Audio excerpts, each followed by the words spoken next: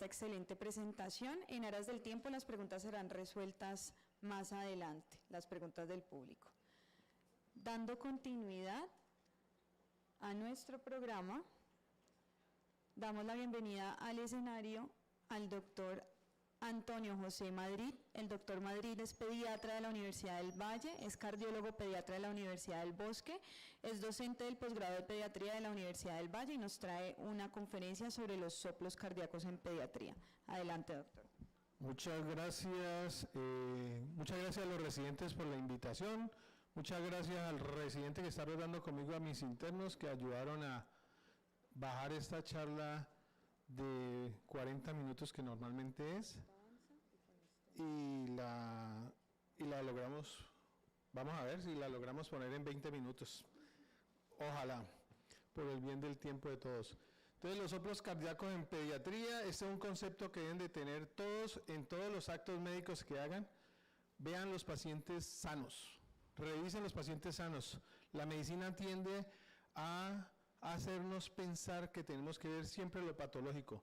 Aprendiendo a ver los pacientes sanos, vamos a comenzar a detectar los pacientes patológicos. Entonces, siempre auscultemos todos los pacientes sanos para que aprendamos a detectar los patológicos.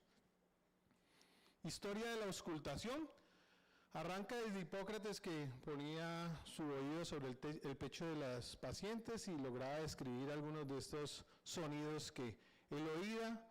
Avanzamos hasta la ENEC, que la ENEC cambió, fue el que hizo un quiebre en la auscultación al inventar el estetoscopio, ya que era un cilindro de madera en esa época. Seguimos de largo hasta encontrarnos en la época del siglo XX, que Beethoven adicionó a los diagnósticos cardiológicos el electrocardiograma. Entonces, de aquí en el siglo XX lo que se vino fue toda una cantidad de armamento para confirmar todo lo que se había aprendido de la semiología de los franceses, ¿ya? Y llegamos al punto en que tenemos de todo para revisar el corazón, tenemos resonancia magnética, tenemos angiotac, tenemos muchos elementos multimodales para aprender a revisar el corazón, pero definitivamente, a pesar de que hagamos todo esto, en soplos en niños, lo más importante es auscultar, ¿ya? Podemos tener todo normal y si no hemos auscultado, se nos ha pasado el diagnóstico. La INEC auscultó 3.000 pacientes en su vida, cada uno de nosotros se debe cuestionar cuántos pacientes ha auscultado y tiene que seguirlo haciendo porque el aprendizaje nunca para, ¿no? La fisiología de la auscultación depende de tres cosas: la intensidad, la frecuencia y el timbre. La intensidad está determinada por la amplitud de las ondas de sonido, la frecuencia por la distancia entre estas ondas de sonido y el timbre es el que nos va a dar la diferenciación de la calidad del sonido, ¿no? Entonces, siempre que auscultemos ruidos cardíacos, lo normal es que los ruidos los generen la vibración de las válvulas al cerrarse y de las cámaras cardíacas al contraerse. Mayor influencia en la intensidad del sonido nos lo va a dar la presión de cierre de las válvulas. La intensidad de un soplo va a depender de estos factores que son realmente de ingeniería hidráulica, del diámetro de un orificio de un vaso, el gradiente de presión entre ellos y el volumen de flujo entre ellos. Y el tono únicamente se va a ver afectado por el gradiente entre estos vasos. Esta es una imagen que nos enseñan todo el tiempo en fisiología. Yo recalco hacia la parte básica de la escuela de medicina, de que deberíamos de ir nosotros los clínicos hacia allá, porque esto nos lo enseña y no sabemos la importancia que tiene, y más en pediatría, por los soplos que nosotros auscultamos. Aquí está el cierre de la válvula mitral, que es el primer ruido, y después hay un espacio que todos nos lo aprendemos y nos olvidamos, que es el tiempo de contracción isovolumétrica del ventrículo, ¿ya? Es el tiempo en que tiene que ocurrir una contracción en el ventrículo para que se abran las válvulas aórtica y pulmonar, y eso va a marcar la diferencia en muchos de los soplos sistólicos. Entonces, el primer ruido nos lo da el cierre de las válvulas auriculoventriculares. Aprende como mnemotecnia que siempre las válvulas que se cierran primero son las válvulas izquierdas. La válvula mitral se cierra primero que la válvula tricuspidia. El segundo ruido es el cierre de las válvulas semilunares, y igualmente el cierre de la válvula aórtica es primero que el cierre de la válvula pulmonar. En los niños, para la auscultación, para todos, la inspiración genera que este tiempo se prolongue. La aorta se cierra normalmente y la pulmonar se va a demorar un poco más por el retorno venoso, que se hace un poco más demorado y se va a cerrar más tarde la pulmonar. Entonces el desdoblamiento del segundo ruido en los niños es considerado normal. Entonces, ya entrando en materia, ¿qué es un soplo cardíaco? Es simplemente la percepción auditiva del flujo sanguíneo cuando pierde su carácter de flujo laminar. Yo siempre les enseño que en una vía, en la calle, digamos, cuando todo el mundo respeta su carril, la condición del flujo es normal, ese es el flujo laminar. Cuando el que se atraviesa y se quiere pasar de carril en carril, comienza a generar los trancones, el freno del uno, el otro, se genera la pérdida del flujo laminar y se genera el ruido en las calles. Entonces, normalmente los ruidos cardíacos los auscultamos en una onda de 5 a 800 Hz, ¿ya? Pero los ruidos cardíacos van a estar, los soplos cardíacos van a estar entre 20 y 20.000 Hz. ¿Qué puede generar esta alteración del flujo laminar? Un flujo rápido a través de una estructura normal, como ocurre en los niños, ¿ya? El flujo normal en los niños puede generar un ruido, ¿ya? Y en los pacientes anémicos también puede generar eso. Esto es más o menos el ejemplo de lo que sería en un paciente anémico. Otro de lo que puede generar eso es que haya estrecheces en ese vaso que van a generar aceleración del flujo, estrechez aquí que va a generar aceleración, un flujo turbulento en una área dilatada, como un aneurisma, en una válvula que esté cerrada o en una alteración del flujo por cualquier desviación, sea una fístula o lo que sea. Entonces, generalidades de los soplos cardíacos en niños, hablo en niños, son la causa más frecuente de remisión a cardiología pediátrica, como quien dice, es lo que nos da de comer a nosotros los cardiólogos. Usualmente son encontrados en citas de rutina, no en citas del niño enfermo. Hasta un 95% de todos los niños van a tener un soplo inocente, o sea que es muy frecuente y por eso tenemos que aprender a diferenciar los soplos inocentes de los soplos patológicos. Menos del 5% van a denotar patología y, importante, 66% de los neonatos van a tener soplos inocentes. Solo 1% de la población tiene una cardiopatía congénita. Es el sistema con mayor presencia de anormalidades, pero el 1% de la población. El examen neonatal rutinario, eso es para que se lo lleven a la casa. Solo detecta la mitad de las cardiopatías congénitas. Por eso hay una frase que yo les enseño, les recalco y les martillo en la cabeza a todos, y es que nunca se expresen así cuando oyen un soplo. Le dicen a la señora, señora, ¿a usted nunca le han oído un soplo al niño? Esa señora queda desbaratada y queda condenando a todos sus colegas por ese acto médico. Resulta que la mitad no se oían. O sea que si usted hizo esa afirmación hoy, usted va a ser víctima de esa misma afirmación de otra persona que se exprese de la misma manera. Lo que usted tiene que decirle a la señora, señora, yo hoy le escucho un soplo. Hoy, antes no sabemos si existía o no existía, probablemente ni existía. Muchas de las cardiopatías congénitas no tienen soplo al nacer, ni en el primer mes, ni en el segundo mes. Es importante distinguir lo que sería un soplo fisiológico de uno patológico. Y el requisito para esto es entender cuáles son los componentes del ciclo cardíaco. Entonces, esta es más o menos la gráfica que se tienen que llevar de que cuando ustedes le oyen un soplo a un niño, la gran mayoría va a ser un soplo inocente y una minoría van a ser soplos patológicos.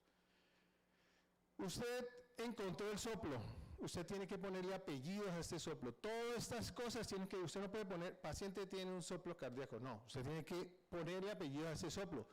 Ese soplo tiene una ubicación, usted va a decir si es sistólico o es diastólico, qué tiempo en ese ciclo de la sístole ocupa, ya la intensidad. Uno sabe que estos grado 1 son imposibles oírlos en el hospital, porque acá siempre están construyendo de un golpe, están tumbando una pared, es imposible.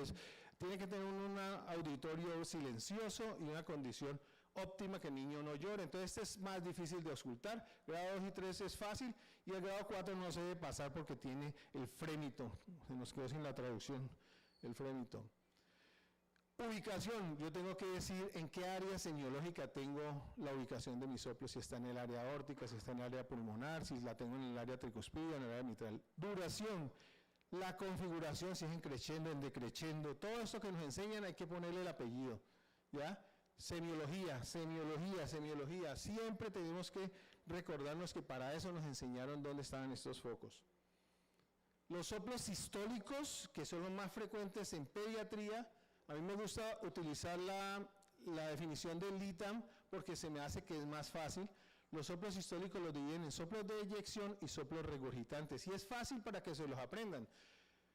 ¿Acuerdan ese tiempo que les dije que tenían que aprenderse la gráfica de la fisiología? Este es el cierre de las válvulas aurículo-ventriculares, o sea, la mitral y tricuspidia, y esta es la apertura de la válvula sigmoidea, o sea, la aórtica y la pulmonar, y este tiempito se llama el tiempo de contracción isovolumétrica. Todos los soplos que aparezcan, que se oiga bien el cierre de la válvula, y posteriormente aparezcan, se llaman soplos sistólicos de eyección. ¿Quiénes son esos soplos? Los que tienen que ver con la válvula aórtica, los que tienen que ver con la válvula pulmonar, de la válvula aórtica y la válvula pulmonar para allá. Más fácil es este. Los soplos regurgitantes no requieren el tiempo de contracción isovolumétrica de los ventrículos para comenzarlos a oír. ¿Quién es el más frecuente en pediatría? La comunicación interventricular. Yo tengo una presión del ventrículo izquierdo 4 veces más grande que la del ventrículo derecho, entonces inmediatamente apenas acabe la diástole, comienza a sonar el soplo. Yo no necesito de la apertura de las válvulas para sonar. Los otros dos son los soplos de la insuficiencia valvular mitral y la insuficiencia valvular tricuspidia. Fácil. Los diastólicos, en general la diástole es muy silente. Normalmente la diástole es muy silente porque las diferencias de presiones son muy bajas y entonces no suena. Entonces, cuando yo oiga soplos diastólicos, debo pensar que es patológico hasta que no se demuestre lo contrario. O sea, siempre que yo oiga un soplo diastólico, tengo que pensar que es patológico. Los soplos continuos, a pesar de que les he puesto aquí que pueden ser generados por un montón de patologías en los niños, ahora les voy a mostrar, pueden ser normales en 2 casos. Calidad del sonido. Uno puede comenzar a través de la auscultación y auscultar normales, que la gran mayoría de la auscultación cardíaca en los soplos en niños van a ser musicales, ¿ya? Son de una misma intensidad, de una onda que es constante, lo que los va a hacer muy musicales. Los ruidosos son los de la comunicación interventricular. Irradiación. La irradiación la tengo que decir, este soplo es un soplo en foco pulmonar que se irradia a las axilas, que se irradia a la espalda, es un soplo aórtico que se irradia al cuello. Tengo que describir cuál es mi irradiación. Maniobras. Yo tengo que auscultar al niño sentado, parado, acostado y, importante, generalmente hago maniobras de Valsalva, y si la maniobra de Valsalva disminuye el soplo, generalmente son los inocentes. Si aumenta, son patológicos. Entonces, en definición, los soplos inocentes en los niños son el 95% de los soplos, ¿cierto? Entonces yo debo recordar estas cosas. ¿Cuáles son los soplos inocentes? Los que ocurren con ausencia estructural o fisiológica de los ruidos cardíacos. Generalmente el soplo es un signo y no es un diagnóstico. Los soplos inocentes son 4 sistólicos, 2 continuos, nunca son diastólicos, la intensidad en general es baja y no se asocian a frémito, y la mayoría se acentúan con la fiebre, con los estados hiperdinámicos que generan aumento del gasto cardíaco. Entonces, estos son los 4 sistólicos y los 2 continuos que tenemos. Hablemos del más frecuente, que es el soplo de Still. Yo hago un triángulo imaginario aquí, borde external izquierdo, la punta del corazón, y es un soplo de baja tonalidad, entonces lo tengo que auscultar con la campana, ¿ya? Nunca va a ir a más de 3, grado 3. Este soplo es un soplo sistólico de eyección, no se irradia, y es el más frecuente, es el que le llaman, que es el más musical. Estos dos suenan iguales, lo que pasa es que aparecen en etapas diferentes de la vida. Son los soplos de estenosis pulmonar periférica y el soplo de flujo pulmonar. Están en el foco pulmonar, se van a irradiar a las axilas, ¿ya? Si es en el foco pulmonar, es un soplo sistólico de eyección también, porque tengo que esperar la apertura de la válvula pulmonar para que comience a sonar. El de estenosis pulmonar periférica lo generan los prematuros, especialmente porque los vasos, las ramas de los vasos pulmonares no están desarrolladas y se genera una turbulencia y van a comenzar a sonar. El soplo de flujo pulmonar es el preadolescente que comienza a acumular grasa y comienza a aumentar su volumen sanguíneo, y también va a ser una estenosis relativa de esas ramas cuando pasa. ¿Cómo lo oigo? Yo siempre les digo, se oye igual que el murmullo vesicular, pero a la frecuencia del corazón. Uno generalmente no lo identifica porque se oye parecido al murmullo vesicular de la respiración, pero va a la frecuencia cardíaca. Soplo sistólico supraclavicular lo van a ver en los libros en inglés como bruit carotidio, porque es aquí encima de las clavículas, ¿ya? Es también sistólico de eyección, porque tiene que esperar que abra la válvula aórtica para comenzar a sonar.